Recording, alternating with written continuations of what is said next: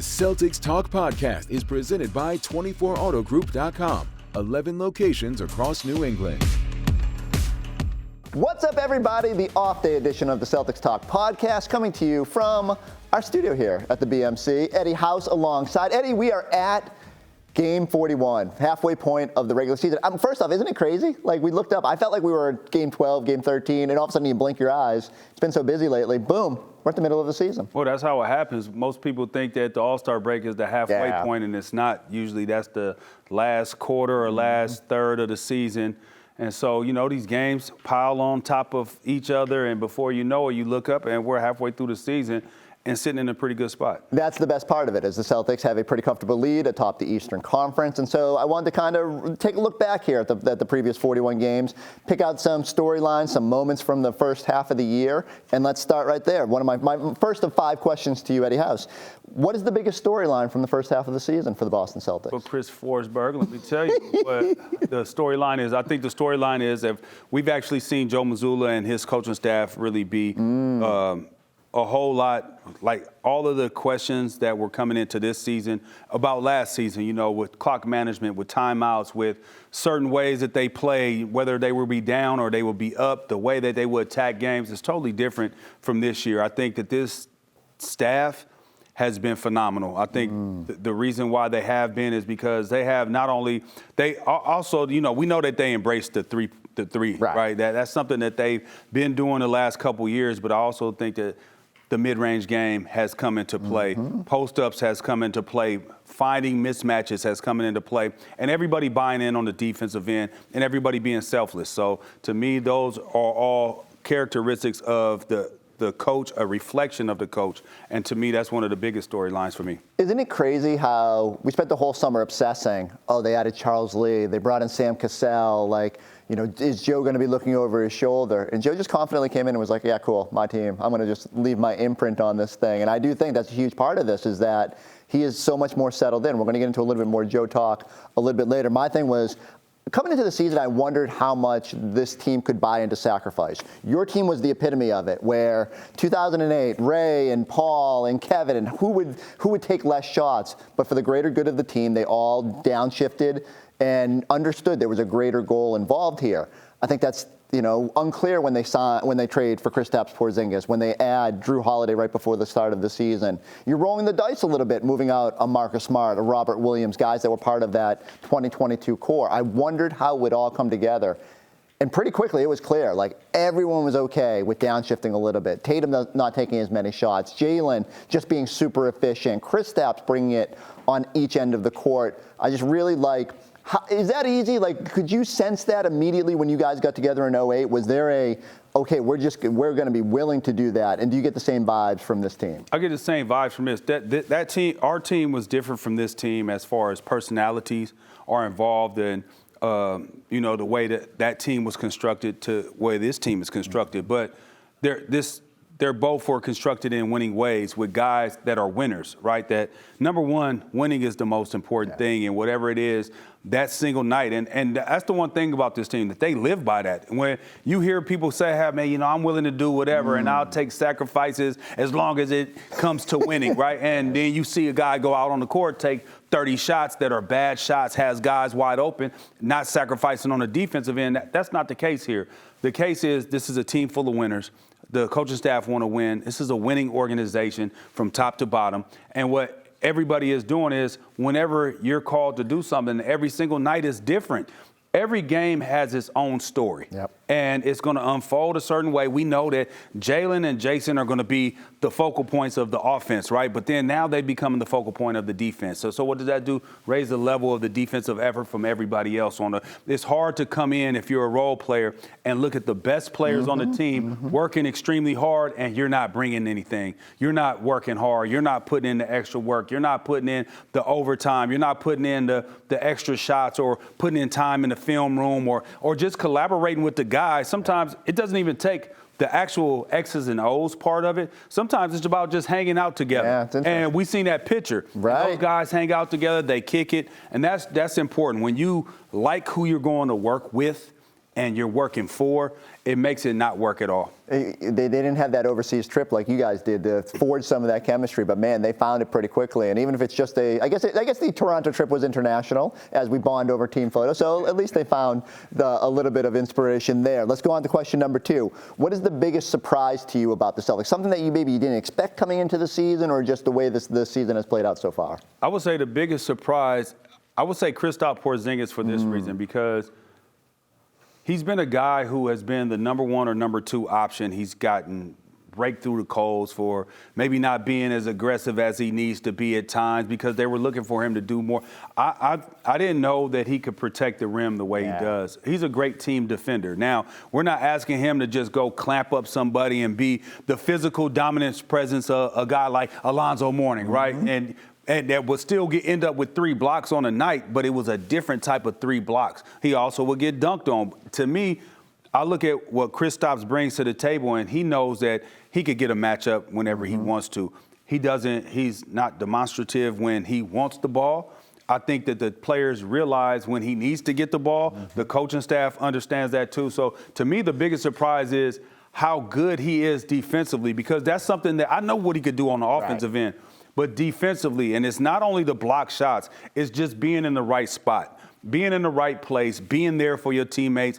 And then in that drop coverage, his drop coverage is not the same as some other drop coverages because of his length and because of his size. So he can recover to some of those mid-range shots that guys are trying to take. And he also could take away that mid-range shot and also take away that lob at the top of at the rim. So to me, that's the most, what was surprising, right? That's the most surprising thing, is how really dialed in defensively he is. And not only, I'm not talking about a one-on-one defender, I'm talking about a team defender, because for the most part, we think of when you talk about guys that are clamped down, locked down defenders, those are one-on-one things. He's a great team defender, and that was very surprising for me. And the metrics had suggested he was so much better than maybe when he first came into the league, when the focus was all on, oh, look, he's a unicorn. He can stretch it out to the three-point line, and he's 7'3", and he can do all these crazy things. But even in Washington, I thought he brought a good defensive energy and was a very good rim protector. But still, you wonder how it's going to fit. And the Celtics were essentially changing their philosophies to go to more of that drop now. And it has been seamless. Like, he has just been really good on that back line. It's freed up everybody else to sort of be a little bit more aggressive, knowing they have that safety net. And I thought losing Rob, that might be a little bit of a downturn on the defensive side. My biggest surprise for me is just the Celtics have been really good without Jason Tatum. Not at the start of the year. When Tatum went to the bench at the first probably 10 games, it was like, oh boy, here we go again. And the Celtics for multiple seasons now have had trouble in that instance. This year, and I don't know if this is just Jalen's development. I don't know if it's the influx of talent, if it's just the bench guys are so much better at keeping this team afloat, but there's no drop-off anymore, and the numbers have supported it. It used to be that Tatum goes to the bench and you're just trying to tread water. Now you're thriving and you're actually extending leads. You're feeling good about that. You're not forced to bring Jason back. He doesn't have to play 40-something minutes a night. And so I just think that's huge for the long-term development of this team. It's huge in terms of making sure Tatum is upright at the finish line of the season as well. And I think we've just seen him, running on low or empty in the playoffs in 2 of the previous seasons here. And I'm encouraged by what they've been able to do. You brought up Joe Mazzulla. All right, our friends over at Fanatic Sportsbook, their updated Coach of the Year odds. Do you want to take a guess at where Joe's slotted? He got to be at the top. It's got to be him, OKC's coach, Mike Malone, obviously. We got one more. Who else is thriving in the West? What's our simulation station telling us about? Oh, Milwaukee. Oh, yeah. I forget. Minnesota. What's his name? Minnesota. Excuse me. Chris Finch. So Chris Finch, yes. Here it goes. No, he's going to get plenty of attention. Believe me. We got Mark Daigneault in OKC at +115. Chris Finch in Minnesota at +250. Joe Mazzulla. It's a big drop down to +900. I find this interesting. If there was a while, Joe was at 7th or 8th in the odds, and I think this was just indicative of Boston had high expectations, but was meeting them early on. And so the sportsbooks were sort of sitting there saying, okay, he might win 60 games, but that's kind of what we expected from the Celtics. But now as we see just how much better they are than everybody else in the East, I think there's an understanding that, man, Joe is really leaving his imprint here. What is you mentioned just how good that coaching staff has been overall. What has jumped out the most about the way Joe has coached this team? How is he leaving his imprint here? You mentioned last year, they definitely shot the threes.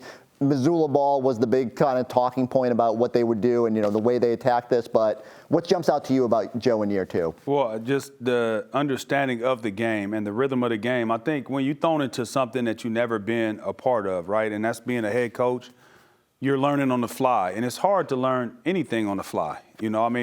You want to have reps, and once you get those reps underneath you, you could go back and look and reflect and say, okay, I could have been better here. Yeah. And I think that's what I've seen from Joe. He's been better in the places that we all knocked him or had something negative to say about, like, hey, man, maybe he could have did it this way. Or I think he's changed with that. And also I think self-reflection and self-awareness, right? What he say at the beginning of the season was, the things that I'm not really great at, I'm hiring guys that are great at those things that I'm deficient in. And it takes being confident in yourself to say that, right?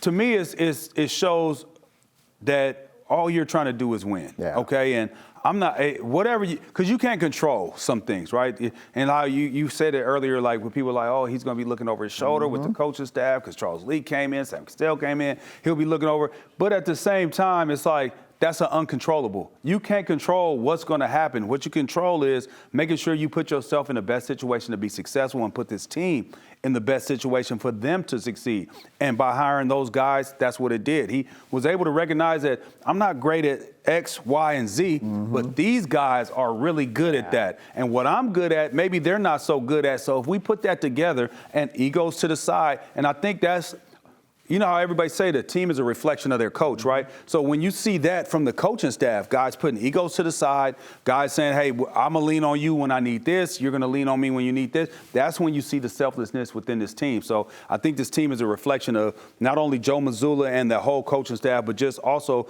the maturation that we've seen from these guys, knowing that, we got close. When you get to the mountaintop, when you get close to the mountaintop, you want to get up there and plant your flag. If you don't plant your flag, you go tumbling back down, yeah. And then you got to try to climb back up. So I think that they understand that, and they're just together, and it's a reflection of Joe and his coaching staff. We talk a lot about authenticity around here, like even with what we do, like you got to come on here and you got to be yourself, like because people will see through it if you're not. And what I think I respect most about Joe is like we can quibble about timeout usage, we can quibble about his obsession with the 4 factors and winning the shot battle and 3-point, but it's like he believes in that. You got to believe in it. If you don't believe in it yourself, your coaches, your players are going to see through that. And once the players saw that what he believes in works, then it's just complete buy-in around there. And I think we see, and there's so much talk about the way Ime pushed these guys and was hard on them in the media. And Joe doesn't do that, but he is hard on them behind closed doors. And you've said, being in some of those practices, you were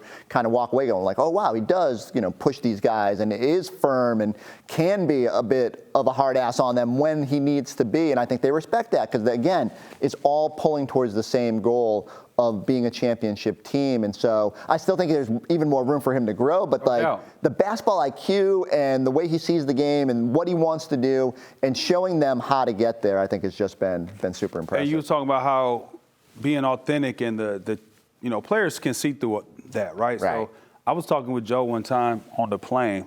I think it was maybe coming from Atlanta last year in the playoffs. And he was talking about MMA. I was like, you really get down and stuff. He's like, yeah, I really do. I was like, you didn't been choked out before? He's like, yeah. Oh, you need to try it.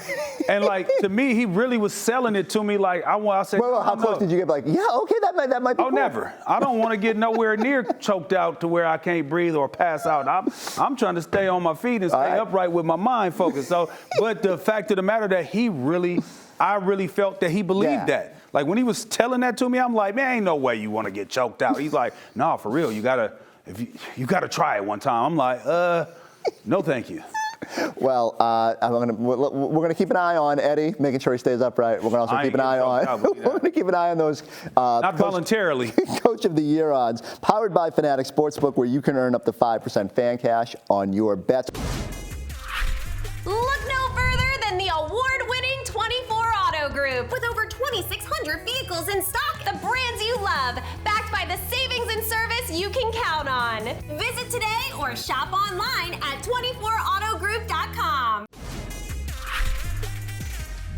All right, let's go to question number 4. We can't be all sunshine and puppy dogs around here. There's got to be something that's still nagging at us. What is your biggest concern moving forward with this team? I would say that my biggest concern is health, and that's the thing that I think that's the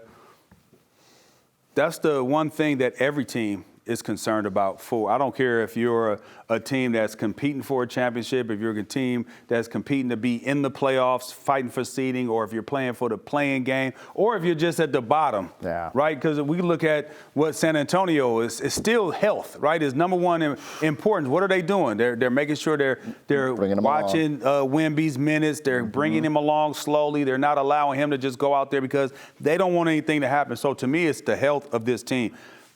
I seen stuff earlier today. I forgot the guy's name who wrote it on ESPN, but he was talking about what the Celtics need to add, and maybe it's another rotation player. And I want to disagree with that because sometimes I'm going to tell you why. You're jumping the gun. That's our 5th question. Oh, well, I'll wait for that next question then. I will. But, okay, that was a teaser. I love it. But health, I mean, and the hard part with health, though, is, right, like you can't control it. Someone steps on an ankle, something happens, but I do think the Celtics are doing everything possible to best manage it, right? Like the big injuries is what we're saying. Right. Like, the ankles, you'll get back from that. Right. And in the playoffs, you'll play through that. You'll find a way to tape it up right. It's those major injuries that have a guy out like what happened with Rob. He came back in with his injury. He just wasn't the same player when he came back in the final. And I will say this, like the Celtics have done a good job downshifting Kristaps Porzingis. So the way they manage Al in the second nights of back-to-backs, like all the data out there. No one knows what to do, what the right way to load manage is. But I think the Celtics have found a good rhythm. And because they have so much depth, they've been able to get by when they don't have all their horses out there. And like the situation like the other night against San Antonio, down 2 starters. Doesn't matter. You still go out there and just dominate the first half and give yourself an easy night. My one concern long term here is just late game execution. You've heard me say this a bunch of times on the program. They've had good moments. They've had more bad moments. They just need to be, to me, a little bit more locked in at the end of games. We've seen this in past playoff series, but I think it just shows its head. Like the number of overtime games they've played, they've had chances to hit some game winners, haven't always gotten to the finish line of those. But I know you don't seem as worried as me. Do you mean late game execution offensively? Because I think they've done a great job defensively in late games. 100%. And that should be stressed, where I think their ability to lock in defensively is what probably one of the most encouraging things about this team. For me, it comes down to some of those times where Joe's like, I'm not calling this timeout, go figure it out, and you settle for like a tough Jason Tatum fadeaway. Like I think there's instances where there's just too much talent to not let Joe drop a play. I want to see him work his magic with that. Jaylen Brown get hit upside the head. True. You can't scheme that like referees. Joe will tell you about the scene in the town that he thinks about what those refs. But I just want to see. I want to see the best teams to me are the ones that in the biggest moments when butts get a little tighter, it's time to lock in and be ready and maximize those moments. I hate to keep saying like Damian Lillard's name, but we've seen him hit a couple big winners this year. We know their rivals have guys that can step up in that moment. I'm not saying the Celtics don't. I just want to see them do it consistently and build those good habits. But those shots that Dame Lillard hit, that ain't execution. That's just a player being that's just a player being a player, stepping up and knocking down shots. All right, so if Jason Tatum starts hitting 27-footers, I'm just going to be like, you'd be like, great execution, right? Right, probably. You know what? That's what I would probably spin it that way. All right, you jumped the gun on me, but I'm now going to bring you back in. Question number 5, our final question. I was reading an article today as well. I think the Boston Globe put it up, and it said, Brad doesn't need to make a move. The chemistry is great here. Don't do anything. And before I give you my thoughts on that, give me yours. You said you don't think they need to make a move. No, I mean, you could make a move, but I don't want don't make a move to where what you have going right now, you put somebody on the back burner for that person, and you try to incorporate somebody who hasn't been around this team. I mean, and everything's not seamless. Every trade and every person that comes to a new team is not a seamless transition, right? So you're not going to feel good if somebody comes in and takes your minutes, right? You have to act like you do. You have to do all the right things and play that role, but you're not feeling good deep down inside because you're like, man, I've been here this whole time. Right. Look at our record, though. That's the difference. It's like, okay, if it's not working, then, okay, we might need to tweak something, but it's working right now. Now, I'm not saying that if there's somebody out there that you could go get and you don't have to mortgage some of your future and disrupt chemistry, that could be a seamless type guy to come in, and I'll give you a perfect example. P.J. Brown. P.J. Brown was a guy who he came in. He wasn't going to get extensive minutes, but when he came in, he did take some of Leon's minutes, took some of Big Baby's minutes. And so those guys had to stay ready. He had to always stay ready, but because he was a true professional on a chase, he was chasing a championship, he was able to put that ego to the side. Now, those are the type of guys I don't have a problem coming in. Yeah. Same way with Sam. Sam was coming in to win a championship. He took some of my minutes. He put his ego to the side when it was my turn. I put my ego to the side when it was his turn because we were all on the same mission. It's hard to find guys like that, especially if they're in the younger tenure of their career because they're trying to get paid. Yeah, they're trying to show their worth. So it will have to be somebody that's like, hey, man, you know what? This is probably within my last 3-4 years of my career playing. I'm still in very good shape of playing and I can help a team. Then I could see that, that he'll be a guy that's used here and there. And you have to lean on him some games and some games you won't need him. And he's fine with that. So to me, I think chemistry is important. Yeah, it's super important. It's a fascinating conversation because, well, one, like from a high level, you step back and you say, well, the Celtics don't even have a lot of assets to go get somebody, right? Like you can use the Grant Williams trade exception. That's $6.2 million.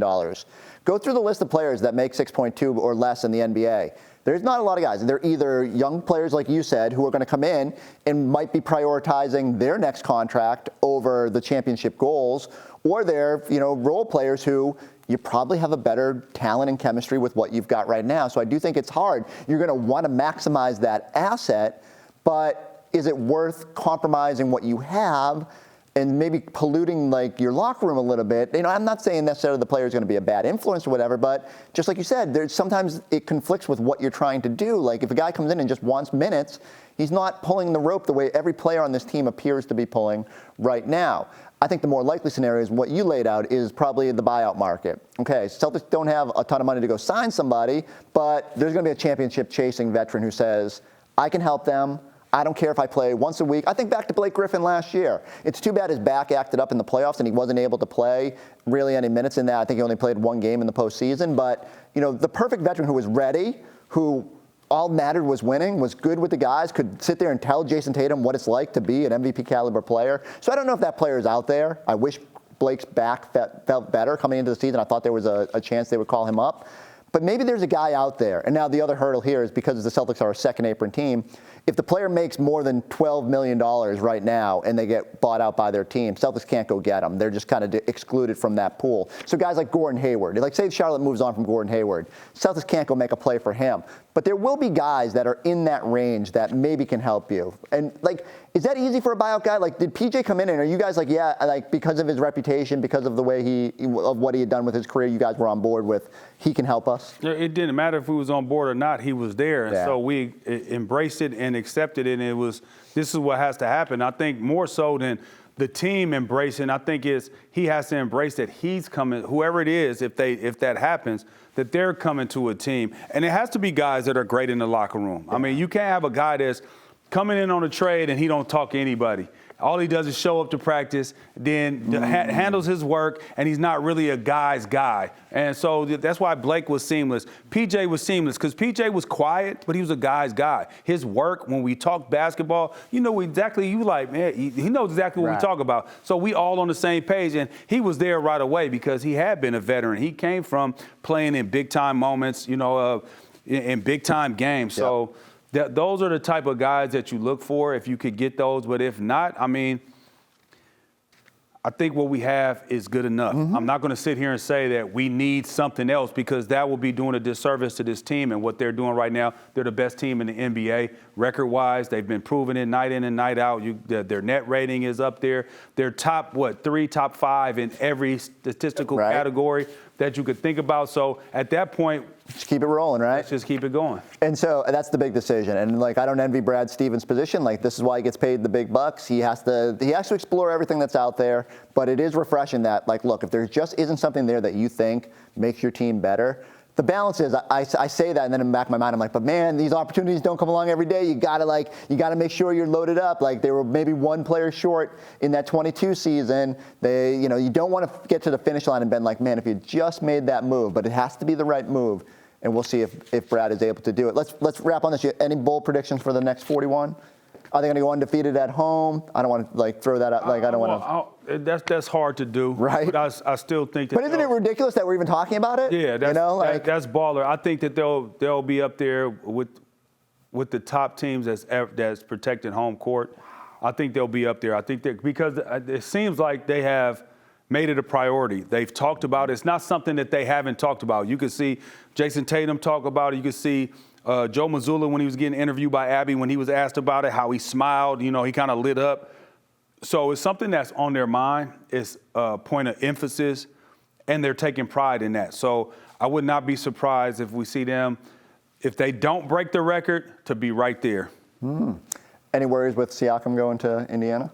No, I think, but they definitely got a whole lot better, but it's not going to change the way Indiana plays defense. That one player is not going to change. Yeah, and I'm eager to see how it all plays out because those two teams feel like they're on a collision course. If they end up at the 4th or 5th seed and Celtics are the 1, that'd be a second-round matchup. Eager to see how that goes. Eddie House, you get to go home. What's the first thing besides getting to see your girl? I'm gonna get a kiss, a hug. I'm gonna see Machiavelli. Then I'll go see my boys. Go check out one of their games. What's the first food you gotta get when you're back home? I don't know. She's probably gonna make something. Okay. We'll probably put something together where get a home cooked meal. I've been eating out all this time, so I'm not going nowhere else. I'm not eating out when I get home. It's going to be a home-cooked meal for sure. I kind of love it. All right, well, we've seen the benefits of home-cooked meals with O'Shea Brissett. And head rubs. And the head rubs, which has just turned into a perpetual thing on all of our Celtics Talk platforms. I need everybody to go like, subscribe, check us out on the YouTube page. Back with you with the post-game pod tomorrow after the Denver game. We'll catch you next time on the Celtics Talk podcast.